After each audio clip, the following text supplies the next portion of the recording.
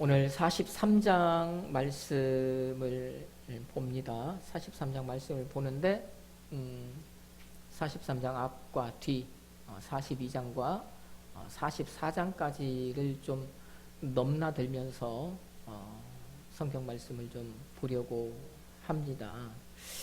이 43장에서 이제 그 야곱의 아들들 가운데 어떤 이제 현상이 벌어지냐? 야곱의 네 번째 아들 유다가 이제 본격적으로 부각이 돼요. 여기에서부터 유다가 급부상을 한다는 얘기입니다. 도드라지는 거예요. 이 얘기는 뭐냐? 앞으로 유다가 그 12아들 가운데에서 어떤 그 리더의 역할을 감당하게 될 것, 유다의 시대가 열리게 될 것, 이것을 이제 여기에서부터 43장에서 보여줍니다. 그리고 그 이후부터 계속해서 이제 유다가 모든 면에서 앞서가게 되지요. 지금까지는 야곱의 12아들 가운데에서 누가 핵심이었어요? 요셉이었죠. 요셉. 그런데 물론 요셉도 계속해서 중요한 역할을 하지만 여기에서부터는 이제 그것보다 유다가 더 핵심적인 어떤 중요한 그런 인물로 나타나게 될 것이다 라고 하는 그 말씀이에요. 그러면 무엇 때문에 왜 유다가 그렇게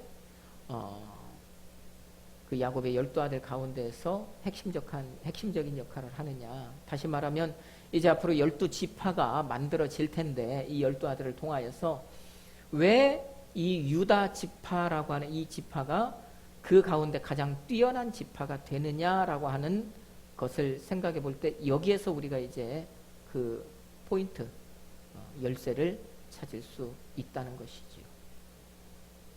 그러면 무엇 때문에 그러면은 그 유다가 그런 지도자의 반열에 올라가느냐? 바로 유다에게 생명을 사랑하는 마음이 있었기 때문이라는 것입니다. 다른 것이 아니라 뭐가 있었다고 유다에게? 생명을 사랑하는 마음. 참 중요한 겁니다.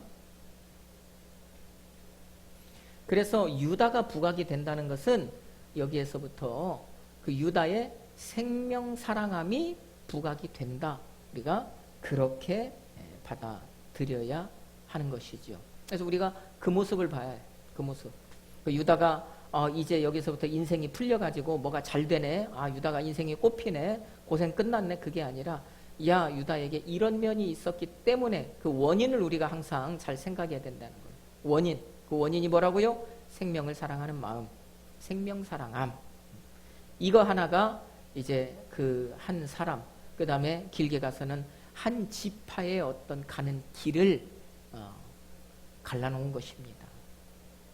자, 그러면 다시 말씀을 드리지만 이 43장에서 그처럼 유다가 생명을 사랑하는 사람으로 여기서부터 등장을 하는데 사실요, 우리가 성경을 보면 이 유다의 생명 사랑하는 그 마음이 살짝 이미 드러난 곳이 있었죠. 그것이 어디냐면 37장이에요. 우리 한번 성경을 찾아봅시다. 오늘 성경을 조금 이쪽 저쪽 우리가 좀 많이 좀 찾아보면서 확인을 좀 한번 해봅시다. 37장 26절로 27절 말씀 우리가 같이 한번 읽어볼까요? 유다가 자기 형제에게 이르되 우리가 우리 동생을 죽이고 그의 피를 덮어둔들 무엇이 유익할까? 자, 그를 이스마엘 사람들에게 팔고 그에게 우리 손을 대지 말자. 그는 우리의 동생이요 우리의 혈육이니라 하며 그의 형제들이 청종하였더라. 아멘. 자, 이 37장 말씀은 그 요셉이 형들에게 왜 이제 그 미움을, 기존의 미움을 받았던 그 요셉, 그런데 거기에서 이제 완전히 미운 털이 박히는 그 요셉, 그리고 죽을 고비를 넘기고 이제 애굽에 팔려가는 그 모습, 요셉의 그 모습이 그려진 내용이잖아요. 요셉은 이미 그 채색옷, 아버지가 입혀준 채색옷 때문에 자기 형들 10명의 형들에게 미운 털이 이미 박혀 있습니다. 자, 그런데 그런 요셉이 두 번에 걸쳐서 그 꿈 때문에 완전히 이제는 시기 질투의 대상이 되죠. 예, 눈에 가시가 됩니다. 자, 그런데 이 형들은 양들을 쳐요. 아직은 요셉은 양칠 나이가 안 되었던 것 같아요. 자, 그러니까 요셉은 집에 있고 나머지 형들은 이제 나가서 양을 치는데 아마 건기였던 거죠. 그러니까 그 집에서 나가서 저녁 때 들어오면서 이 양을 치는 게 아니라 멀리 풀을 찾아 나가는 거예요. 그러니까 집에 못 들어와요. 얼마가 됐든지. 그러니까 아버지가 이제 어떻게 요셉에게, 요셉아 가서 너희 형들이 양 잘 치고 있는지, 뭐 하고 있는지, 너네 형들은 안전한지 잘 있는지 보고 와라. 그러니까 요셉이 예 하고 가는 거잖아요. 근데 가는데 처음에 목적하고 갔던 그곳에 갔더니 없어요. 그래서 이 사람 물어보고 저 사람한테 물어보고 해서 우여곡절 끝에 도단에 있다는 소식을 듣고 거기로 찾아가는 거예요.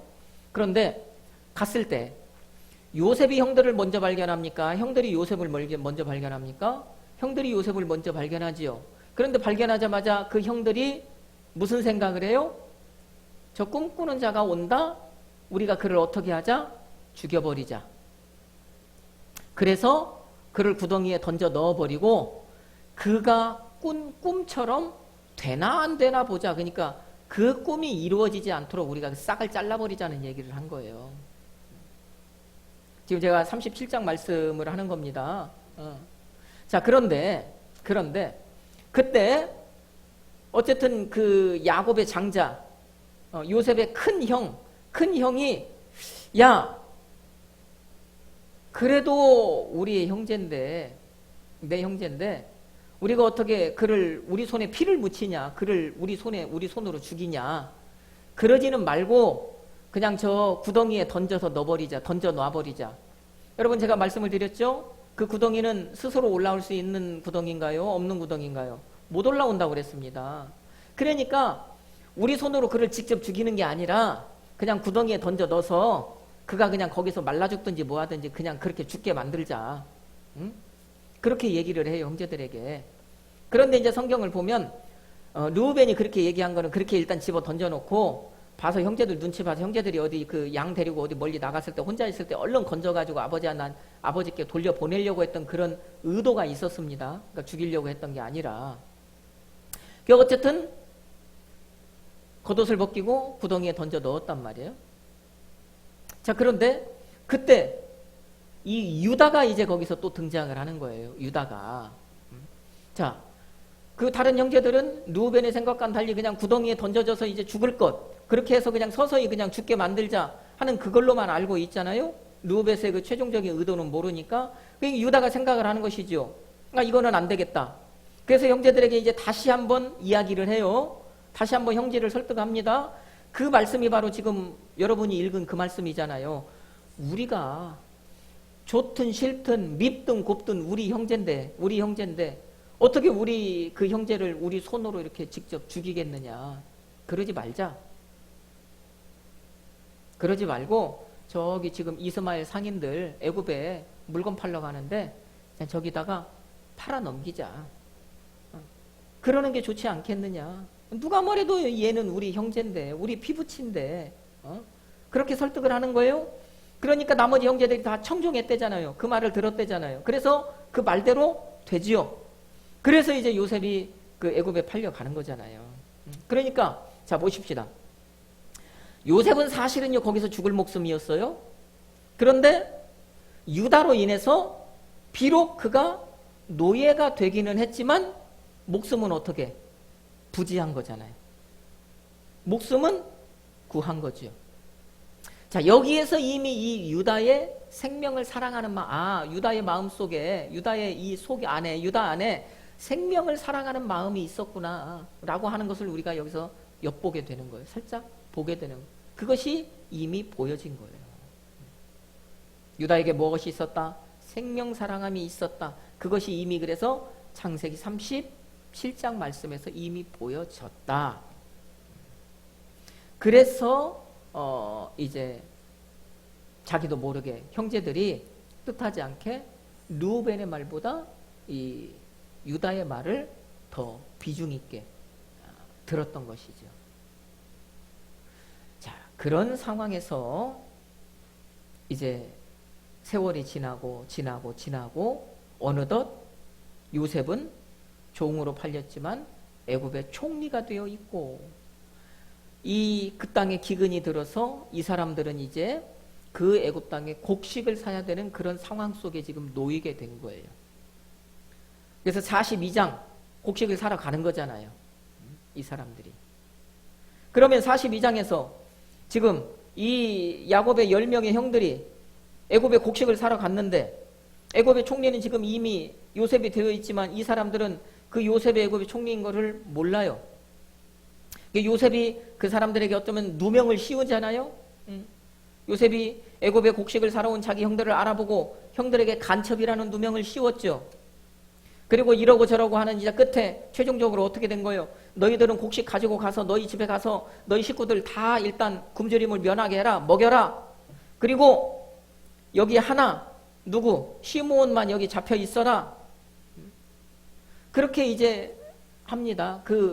그러니까 이제 그 형제들이 그 말에 그렇게 하겠다라고 동의를 한 거예요. 근데 거기 한 가지 조건이 뭐가 있어요? 그 대신에 너희들은 간첩이라는 누명을 벗기 위해서는 너희들이 말한 대로 너희 집에 있는 막내 동생 데리고 와야 해. 막내 동생 안 데리고 오면 너희는 앞으로 이 지금 기근이 많이 남았는데 그럼에도 불구하고 너희는 여기서 절대로 곡식 사갈 수도 없을 뿐더러 이 옥에 갇혀 있는 너희 형제는 죽어. 너희가 그것은 스스로 간첩이라는 것을 자인한 것과 마찬가지이기 때문에 막내 동생을 안 데리고 오면 그러니까 너희 형제는 죽을 거야. 동의하지? 그러면 그렇게 할 거지? 예. 그렇게 해서 이제 그 형제들이 간 거잖아요. 시몬 한 사람은 거기 붙들려 있고 나머지는 곡식을 가지고 가서 이제 집에 가서 먹이는 거잖아요. 이 사람들이 고향집에 돌아가서 자기 아버지에게 자기들이 애굽에서 겪었던 일을 다 얘기했을 거예요? 안 했을까요? 다 했을 것 아닙니까? 성경에 보니까 다 했죠. 아버지, 우리가 사실 그 애굽에 곡식 사러 내려가서 간첩이라는 누명을 쓰고 이런 일들이 있었습니다. 그리고 그 누명을 벗기 위해서 이런 일들, 이런 말들을 했는데 그 말을 하다 보니까 우리 말째 동생이 아버지와 함께 있다는 말까지 하게 되었습니다. 그랬더니 그 사람이 그러면 너희가 간첩이 아니라는 것을 증명하기 위해서는 그 막내 동생을 다시 데리고 애굽 땅 나에게로 와야 할 것이다 라고까지 했습니다. 그러니까 아버지가 거기서 어떻게 해요? 화를 내죠. 버럭 화를 내죠. 왜? 아버지 그 야곱의 말을 빌어보면 내 아내가 나에게서 낳은 아들 2명이다. 그게 누구예요? 요셉과 베냐민이잖아요. 근데 하나는 잃어버렸고 그 아들 하나 남았는데 그것들을 너희가 그것까지도 지금 빼앗아가려고 한다. 예? 너희들 나를 괴롭게 한다. 왜 막내 동생이 너희 집에 있다고 얘기했냐? 그러면서 이제 화를 내는 거예요. 그러니까 그때 야곱의 첫째 아들 장자 르우벤이 아버지를 설득하지요. 아버지, 우리가 곡식을 사러 내려가려면 그리고 시므온을 구하려면 이 막내 동생 베냐민 데리고 가야 합니다. 그러니 아버지 제발 데리고 가게 해주십시오. 그 대신 아버지 제가 이 베냐민 끝까지 책임지겠습니다. 만약에 제가 책임지지 못하면 뭐라고 얘기를 해요? 베냐민이 여기 남아있는 내 2 아들을 아버지께서 죽여도 상관없습니다. 자, 그렇게까지 이제 이 르우벤이 베냐민 책임질 테니까 아버지 보내주세요. 같이 가게 해주세요. 그렇게 통사정을 하는 거예요. 그런데 아버지가 뭐라고 얘기해요? 르우벤이 그렇게 얘기했을 때 뭐라고 얘기해요? 42장 37절 말씀 보십시오. 아버지가 뭐라고 얘기합니까? 르우벤이 그 38절 말씀이에요. 38절의 말씀을 보면 그때 야곱이 이르되 내 아들은 너희와 함께 내려가지 못하리니 그의 형은 죽고 그만 남았음이라 그러잖아요. 안 돼 그러죠. 절대 안 돼. 막내를 너희와 함께 그리로 내가 보낼 수는 없다. 그의 형은 이미 죽어버렸고 이 아이 하나만 홀로 남았는데 이 아이가 너희들과 함께 갔다가 어떤 만약에 변이라도 당하면 지금 너희는 간첩 누명 쓰고 왔잖아. 그러면 이 아이한테까지도 어떤 그 변고가 닥치면 내가 어떻게 사냐? 나는 못 산다. 나는 죽는다. 그래서 안 돼. 그러니까 이 장자 르우벤의 말은 이제 묻혀버리는 거예요. 여기에서. 말빨이 안 쓴 거죠. 자, 그런 가운데 이제 이 43장이 시작이 되는 거예요. 여러분, 43장이 시작됐는데, 자, 1절이 어떻게 시작합니까? 1절. 그 땅에 기근이 어떻게 했대요? 심했대요. 그러니까 기근이 계속 되는 거예요. 자, 그리고 2절로 넘어가니까 또 무슨 말씀이 있어요? 그들이 애굽에서 가져온 곡식을 다 먹었다 그래요. 자, 이것은 무슨 말씀입니까? 지금 이 사람들이 1차로 가서 가져온 곡식이 지금 다 떨어진 이때까지 원래는 지금 더 갔어야 돼요. 계속 곡식 사러 갔어야 돼, 이들이. 그런데 못 가고 있는 거잖아요. 그러니까 한 번 갖고 온 그것들이 지금 다 떨어져 버렸어요. 기근은 계속되고 있고 다시 가지 못하고. 이게 10절 말씀에 보면 우리가 지체하지 아니하였으면 벌써 2번은 왔다 갔다 했을 것입니다. 그 말처럼 왔다 갔다 계속 정기적으로 해야 이 가족이 살아가는데, 이 가정이 이 공동체잖아요. 야곱 공동체. 이 공동체가 살아가는데 지금 그게 안 되고 있는 거예요. 뭐 때문에? 베냐민 때문에. 아버지가 베냐민 데리고 애굽에 다시 가는 거 결사 반대하고 있기 때문에 안 되는 겁니다. 그러니까 못 가고 있는 거예요.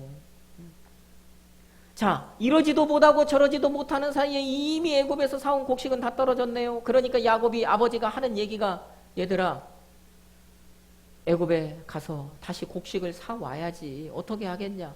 그러니까 이 아들들은 환장해요, 안 해요? 환장할 노릇이죠.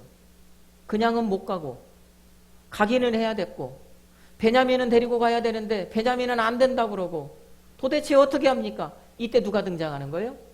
이때 유다가 등장을 하는 거예요. 이때 3절 말씀에서 보면 3절 말씀에서부터 유다가 등장을 하지요. 이제는 르우벤이 아니라 누가요? 유다가 전면에 딱 나서는 겁니다.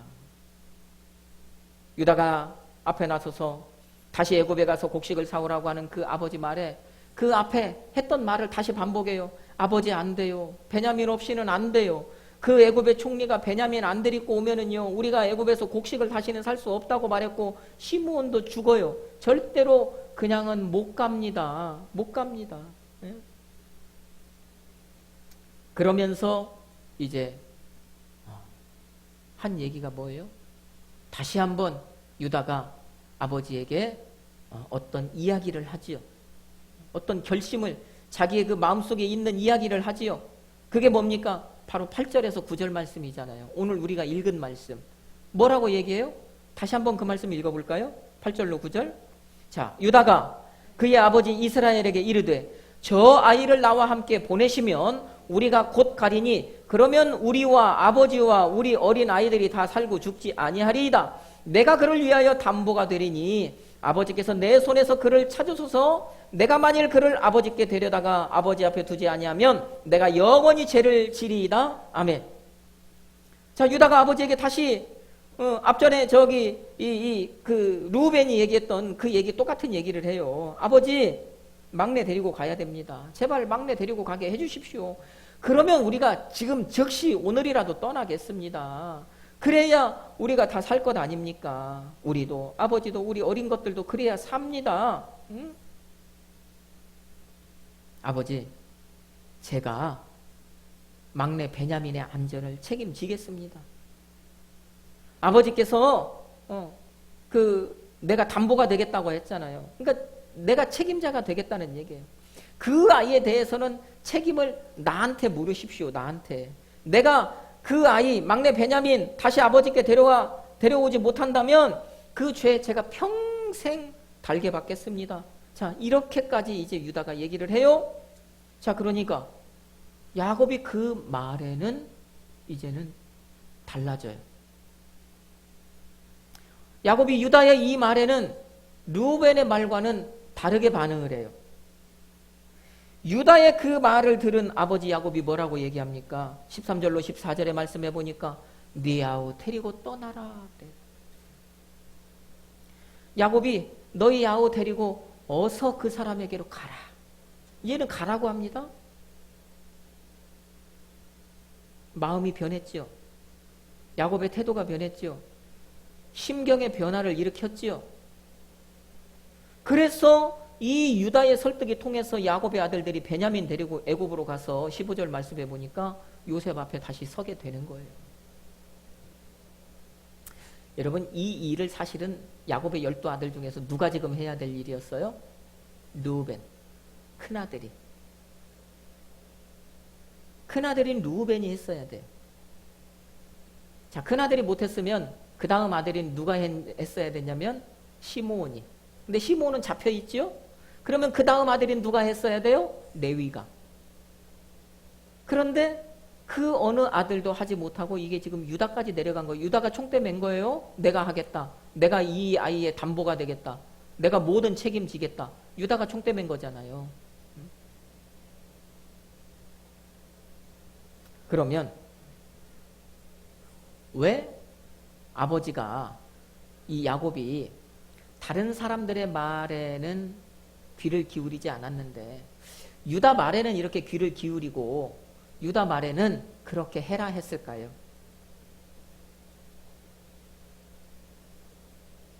이것은 신뢰 문제죠. 신뢰. 자, 르우벤은 이미 아버지의 신뢰를 잃었습니까? 잃지 않았습니까? 아버지의 신뢰를 잃었죠. 이미 그가 아버지의 침상에 올랐었잖아요. 아버지의 신뢰를 잃었습니다. 그 다음에 시몬과 레위도 아버지의 신뢰를 잃었습니까? 안 잃었습니까? 잃었잖아요. 이미. 저 야곱이 세겜 땅에 있을 때 시몬과 레위가 세겜성 사람들을 삭 잡아 죽였잖아요.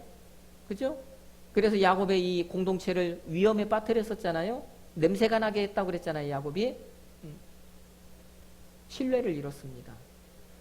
그런데 이 유다만큼은 아버지가 신뢰하고 있었다는 얘기예요. 그러니까 아버지가 신뢰를 했기 때문에 유다의 이 말이 아버지에게 먹힌 거예요. 그러면 이 아버지 야곱은 유다의 무엇을 신뢰하고 있었다는 얘기입니까? 무엇을 보고 있었다는 얘기입니까? 유다에게 무엇이 있었다고요? 유다에게 생명을 사랑하는 마음이 있었다. 그것을 알고 있는 것이죠. 그러니까 저 넷째 아들은 그 마음에 생명을 사랑함이 있으니까 베냐민을 데리고 가도 끝까지 책임을 지려고 하겠구나. 그 생명을 지키기 위해서 애쓰겠구나. 라고 하는 확신이 쓴 거지요. 그러니까 이 아들의 말을 들은 거예요, 지금.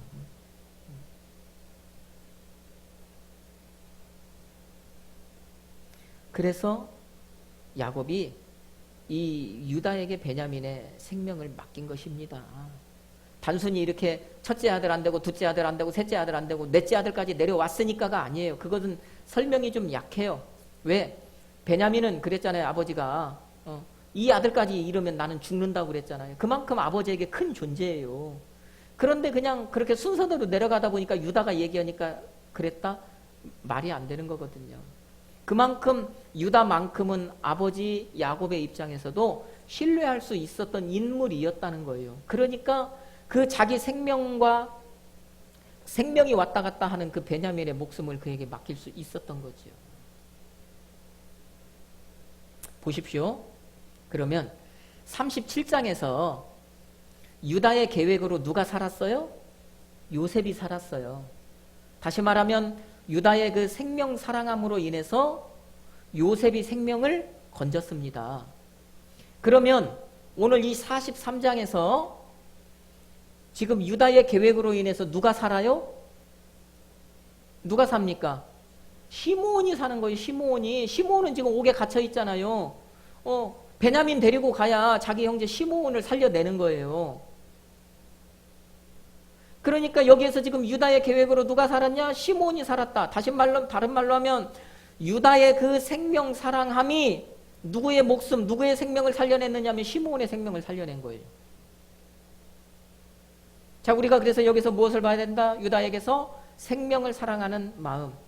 그 생명사랑함을 봐야 한다는 것입니다.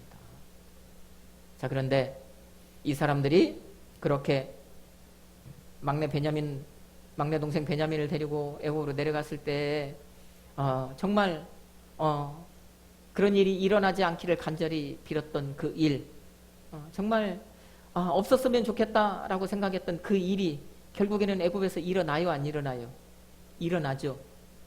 내가 아버지 이 베냐민의 목숨, 베냐민 생명, 이 베냐민 잘 데리고 갔다가 이 모습 이대로 아버지 앞에 다시 세워놓겠습니다 했는데 베냐민에게 문제가 생겨요, 안 생겨요? 생기잖아요. 요셉의 계획 속에서 베냐민에게 문제가 생기잖아요. 이 사람들이 베냐민 데리고 갔습니다. 42장에 보면은 그러니까 이제 거기에서 시므온의 목숨을 구해냈습니다. 그러니까 애굽의 총리가 자기 집으로요 이 사람들을 초청을 하지요. 그 집에서 만찬을 벌이지요. 그래서 잘 대접을 받습니다. 그리고 이제 곡식도 원하는 대로 그렇게 사가지고 이제 집으로 출발을 합니까? 안 합니까? 한단 말이에요. 그런데 이미 그 총리가 베냐민의 그 곡식 자루 속에 무엇을 넣나요? 자기의 은잔을 하나 딱 집어 넣어놔요. 그래갖고 이 사람들이요 애굽의 그 성에서 딱 출발해서 갔을 때 청지기를 따라 보내는 거예요. 그래놓고 정지, 스톱, 멈춰. 그래놓고 하는 얘기가 뭐예요? 청지기가 가서 그 형제들에게, 그 사람들에게 너희는 왜 선을 악으로 갚냐? 그러죠. 무슨 말씀입니까? 너희 왜 우리 총리 집에서 밥 먹으면서 총리 집에서 총리가 점치는 은잔 왜 훔쳤냐? 그러죠. 이야, 이 사람들 입장에서는 미치고 펄쩍 뛸 일 아닙니까? 예? 진짜 환장할 일 아닙니까? 이 사람들 얘기하잖아요. 아니 도대체 우리가 첫 번째 곡식 사러 왔을 때 우리 각 자루마다 돈들이 다 들어있어서 우리가 양심적으로 그 돈 갖고 오고 그 2배나 갖고 와서 이만저만한 일이 있어서 우리가 그 돈 갖고 왔다고 그런 것까지도 우리가 양심적으로 한 사람들인데 우리가 이 잔을 왜 훔쳐가냐? 당신 잔을 왜 훔쳐가냐? 종리 잔을 왜 훔쳐가냐? 절대로 우리는 그런 일 하지 않았다. 자, 우리의 결백을 어떻게 증명을 하냐? 우리의 결백을 증명을 하는데 우리가 각 자루 다 풀러서 헤쳐 놓을 테니까 당신이 조사해봐라. 그래가지고 그 사람들이 각자 가지고 가고 있던 자료를 다 내려놓고 풀러요, 안 풀러요? 싹 풀러요. 봐라. 확인시킵니다. 그러니까 그 요셉의 애굽 총리의 청지기가 큰아들 짐 그 자루부터 그 곡식 자루부터 차례차례 조사하죠. 근데 이미 자기가 넣어놨으니까 알잖아요.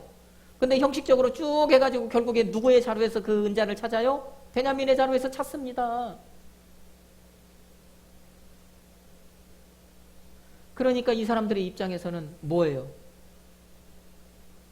이제는 죽었다.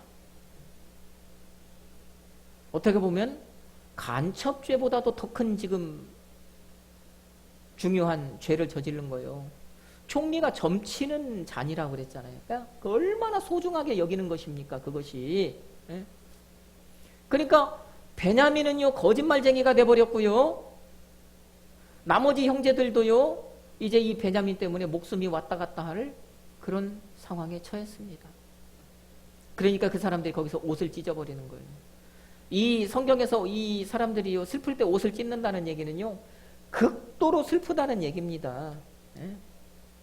완전히 절망한 상태에 다다랐을 때 이 사람들은 옷을 찢는 거예요. 이 사람들이 옷을 찢겠다는 것은 그 표현을 하는 겁니다. 그 표현. 우리는 끝났다. 그래서 이 사람들이 다시 그 청지기를 따라서 이제는 죄인의 신분이 되어서 요셉 앞으로 다시 가지요. 요셉 앞에 다시 서지요. 요셉이 자기가 누명을 씌워놓고 이제 너희들이 왜 그랬느냐, 왜 이랬느냐 이제 하면서 엄포를 놓습니다. 자, 그런데 44장 말씀에 참 의미심장한 말씀이 이제 거기에서부터 등장을 해요. 44장 14절 말씀을 여러분 한번 보십시오.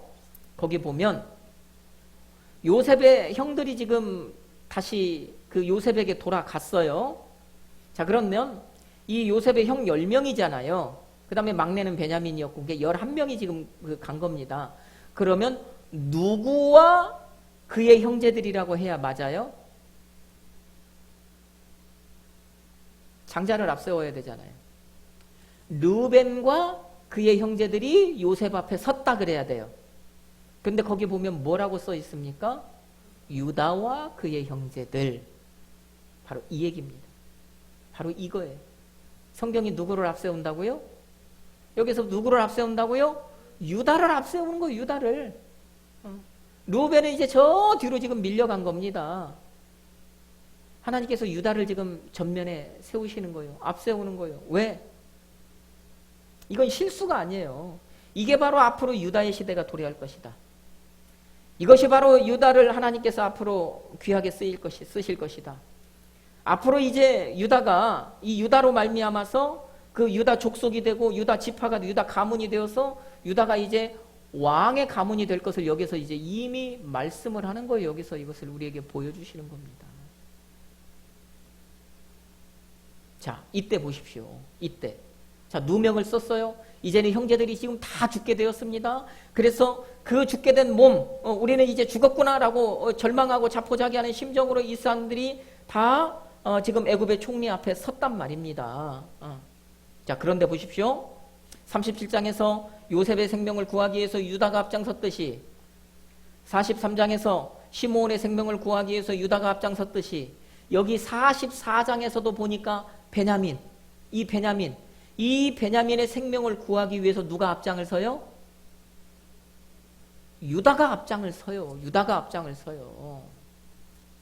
이 사람들이요 다 요셉 앞에 불려갔을 때, 끌려갔을 때 유다가 전면에 나섭니다. 나서서 총리님, 우리는 정말 억울하고 억울하지만 물증이 여기서 나왔으니까 우리가 할 말이 없습니다.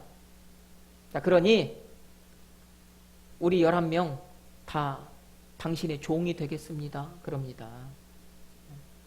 우리가 무슨 할 말이 있겠습니까? 자, 그때 요셉이 뭐라고 얘기해요? 아니야. 너희들 10명은 다 돌아가. 그 대신에 누구만? 내 잔이 발견된 베냐민만 여기에서 내 종이 될 거야. 요셉이 그렇게 얘기하죠. 그때 유다가 한 말이 무슨 말인가요? 유다가 뭐라고 얘기하나요? 우리 성경 말씀 한 군데만 더 찾아봅시다. 44장 33절로 34절 말씀 같이 한번 읽습니다. 이제 주의 종으로 그 아이를 대신하여 머물러 있어 내 주의 종이 되게 하시고 그 아이는 그의 형제들과 함께 올려 보내소서. 그 아이가 나와 함께 가지 아니하면 내가 어찌 내 아버지에게로 올라갈 수 있으리이까? 두렵건대 제 해가 내 아버지에게 미침을 보리이다. 아멘. 내가 만일 이 아이 아버지께로 다시 데리고 가지 못하면 내가 내 아버지 앞에서 평생 그 죄를 달게 받게 하겠다고 다짐하고 지금 이 아이 여기 데려왔습니다. 그러니 이 아이, 내 막내 아우 베냐민, 그는 형제들과 함께 올려 보내시고 대신에 나를 여기서 당신의 종으로 삼으십시오. 그러지 않고 내가 아버지께 가면 내가 어떻게 아버지 얼굴 볼 수 있겠습니까? 나는 절대로 그럴 수 없습니다. 이 아이가 안 가면 우리 아버지가 돌아가실 텐데, 우리 아버지에게 큰 재해가 닥칠 텐데 나는 차마 그것 못 보겠습니다. 지금 그 얘기한 거예요. 지금 실제로 베냐민이 훔치진 않았지만 어쨌든 베냐민 자루에서 나왔으니까 온팍 뒤집어 쓴 거예요. 진퇴양난이에요. 빠져나갈 구멍이 없습니다. 유다가 생각할 때 이건 절대로 못 빠져나가요. 반드시 한 사람은 여기서 죽어야 돼. 누가 죽든지. 그런 계산이 섰을 때 그 형제들 가운데 누구보다도 먼저 어느 형제도 먼저 나설지 못하는 그런 상황에서 유다가 앞에 나가서 내가 죽겠습니다. 지금 그 얘기한 거잖아요. 내가 죽을 테니까 베냐민 살려주십시오. 그 얘기한 거잖아요. 이 얘기가. 여러분, 이게 거짓으로 꾸며낸 말이겠습니까? 생명이 왔다 갔다 하는 그 순간에 가식적으로 한 얘기겠습니까? 아니죠. 이건 진심이에요. 정말 진심으로요. 유다는 자기가 죽을 각오를 하고요. 베냐민 살려달라고 지금 애굽의 총리에게 사정하고 있는 것입니다. 자, 결국에 그 유다의 그 생명 사랑함이 베냐민도 살려요, 안 살려요? 살리게 되잖아요. 보십시오. 이처럼 유다에게는 이 생명을 사랑하는 그 마음이 있었기 때문에 하나님께서 이 유다를 들어 사용하신 거예요. 유다 가문이 결국에 왕의 가문이 되는 것입니다. 후에 가서. 그냥 어느 날 갑자기 된 것이 아니에요. 하나님은 이 모습을 보는 거예요. 하나님은요, 그 유다 가운데 이 생명 사랑함이 이미 있다는 것, 그것을 보시고 그것을 아시고요. 그래서 이 유다를 그렇게 기쁘게 아름답게 소중하게 사용하신 것입니다. 그래서 순서대로 가다 보니까 네 번째가 돼서 그렇게 된 것이 절대 아니다. 하나님께서 유다 안에 그 생명 사랑함을 보시고 그를 정말 그 왕가의 조상이 되게 하신 거예요. 우리 사랑하는 성도 여러분, 우리가 오늘 이 보고 있는 생명을 사랑하는 유다의 모습이 누구의 모습입니까? 바로 예수님의 모습이에요. 예수님의 생명 사랑함을 통해서 오늘 이 자리에 있는 저와 여러분이 새 생명을 얻었잖아요. 예수님에게 생명 사랑함이 없었다면 저와 여러분은 그저 그런 세상에 똑같은 세상 속에 살아가는 그런 사람일 수밖에 없었다는 거예요. 오늘 이 모습, 이 유다의 모습은요, 결국 이 신약 성경의 실체로 나타나신 그 예수님의 모형, 그 모습을 모형적으로 지금 보여주는 겁니다. 생명 사랑함. 그래서 우리가 이 모습에서 예수님의 모습, 나를 살리신, 나에게 생명을 주신 그 생명 사랑하는 마음을 가지고 내 생명을 살려내신 예수님을 볼 수가 있어야 한다는 거예요. 그 복음서에 보면은요, 그 예수님의 마음, 그 예수님의 심정을 표현하는 단어들이 있는데 그 가운데 하나가 뭐냐면 예수님께서 누구를 보실 때 불쌍히 여기셨다. 그런 표현 등장하죠? 똑같은 말인데 그것을 이제 우리말로 조금 바꿔서 번역된 말이 또 하나가 있다면 그것은 측은히 여기셨다. 그 말이에요. 그거는 그 성경에 기록된 그 신약 성경을 기록한 그 헬라어로는 한 단어입니다. 그런데 어디에서는 그거를 측은히 여겼다. 어디에서는 불쌍히 여겼다. 그렇게 표현하는 거예요. 그러면 이 측은이나 불쌍이나 똑같은 이 스플랑크 니조마이라고 하는 이 말인데 이 말이 어떤 말에서 이제 그 뻗어나온 말이냐? 바로 스플랑크논. 이 스플랑크논이라고 하는 이 말은 그 의미가 뭐냐면 이 사람 안에 있는 그 내장 있잖아요. 장기들. 그것을 표현하는 말이에요. 스플랑크논이라고 하는 것은 뭐 사람의 어떤 그 내장, 뭐 창자, 폐나 간이나 하는 이런 복부 안에 있는 그 장기들을 표현을 해요. 그 장기들을 표현하는 스플랑크논이라고 하는 말에서 스플랑크 니조마이라고 하는 불쌍히 여긴다는 이 말이 파생이 된 거예요. 그러니까 이 불쌍히 여긴다는 말은 이 사람의 장기와 연관이 되어 있는 말입니다. 그러면 예수님께서 이렇게 불쌍히 여겼다, 측은히 여겼다고 하는 이 스플랑크 니조마이라고 하는 이 말은 성경에서 어떨 때 예수님이 사용하실 때 언제 어떤 상황에서 사용을 하신 말이냐? 사람의 배꼽 아래쪽으로 3cm 내려가서 그 안쪽에 있는 창자가 이렇게 그 뒤틀리는 그때 사용이 되는 말이랍니다. 사람이요 느낄 수 있는 고통 가운데 가장 큰 고통이 그 고통이래요. 내 배꼽 아래로 3cm를 내려가서 그 안에 있는 이 창자가 뒤틀리는 그 고통이 사람이 경험할 수 있는 고통 가운데 가장 큰 고통이랍니다.